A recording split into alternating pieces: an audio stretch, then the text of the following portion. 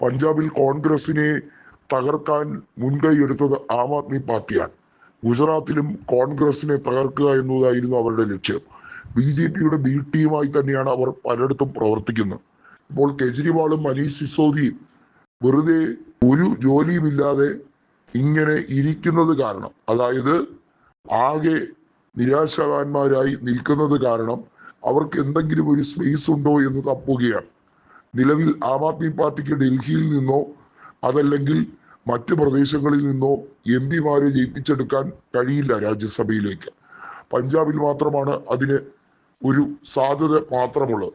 അവിടെ നിന്നാണെങ്കിൽ രാഘവ് ചദ്ദ ആം ആദ്മി ടിക്കറ്റിൽ നേടിയെടുത്തെങ്കിലും പിന്നീട് BJPയുമായി അടുക്കുകയും BJPയുടെ അച്ചാരം വാങ്ങി BJPയിലേക്ക് പോവുകയും ചെയ്തു എന്നുള്ളതാണ് ആം ആദ്മി പാർട്ടി അവരിൽ കാണുന്ന ഏറ്റവും വലിയ പോരായ്മ എന്ന് പറയുന്നത്.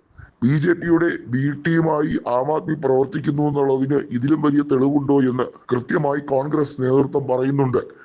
അജയ് മാക്കാനും അൽക്ക ലാംബയും അതുപോലെ തന്നെ കോൺഗ്രസ് പ്രവർത്തകരായിട്ടുള്ള പല നേതാക്കളും ഇതുതന്നെയാണ് വളരെ വ്യക്തമായി പറഞ്ഞിരിക്കുന്നത്.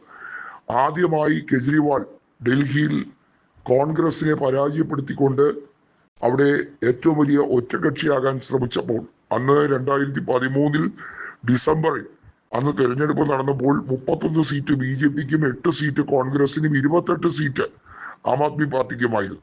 അന്ന് ആ 8 സീറ്റ് കോൺഗ്രസ് ഉള്ളത് അരവിന്ദ് സിംഗ് ലൗലി അന്ന് പിന്തുണച്ചത് കൊണ്ടാണ് അവിടെ കോൺഗ്രസ് പിന്തുണയോടെ മന്ത്രിസഭ ഉണ്ടാക്കാൻ കഴിഞ്ഞത്.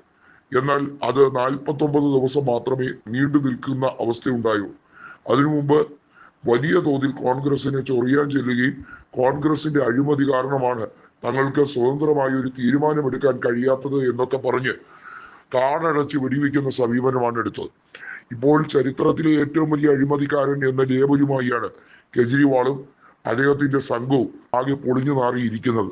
ഗുജറാത്തിലും ആം ആദ്മിയുടെ കാര്യം വ്യത്യസ്തമല്ല. BJPക്ക് വേണ്ടി കഴിഞ്ഞ തവണ പണിയെടുത്തതുപോലെ ഇത്തവണ വലിയ സഹായങ്ങൾ ചെയ്തു കൊടുക്കാൻ കഴിയില്ല എന്നുള്ളത് മുൻകൂറായി തന്നെ പറയുന്നുണ്ട്. കാരണം ആം ആദ്മി പാർട്ടിയെ സംബന്ധിച്ചിടത്തോളം സൂററ്റിലും സമീപ പ്രദേശങ്ങളിലുമുള്ള ആധിപത്യം ഇനി ആവർത്തിക്കാൻ കഴിയില്ല എന്നുള്ളത് കഴിഞ്ഞ തദ്ദേശ തെരഞ്ഞെടുപ്പിലും ഏതാനും പ്രാദേശിക വാർഡുകളിൽ നടന്ന തെരഞ്ഞെടുപ്പോടുകൂടി വ്യക്തമായതാണ്. ഉപതെരഞ്ഞെടുപ്പുകളിലും ആം ആദ്മി പാർട്ടിക്ക് വേണ്ടത്ര സ്വീകാര്യത കിട്ടുന്നില്ല എന്നുള്ളതും ഗുജറാത്തിൽ ആം ആദ്മി പാർട്ടി പിൻവാങ്ങാനുള്ള കാരണമായി കരുതുന്നുണ്ട്. ഏതായാലും ദേശീയ തലത്തിൽ ദേശീയ പാർട്ടി പദവി നേടിയെടുത്ത ആം ആദ്മി പാർട്ടി അത് സ്വയം തകർത്തെറിഞ്ഞ സാഹചര്യമാണ് ഉണ്ടായിരിക്കുന്നത്.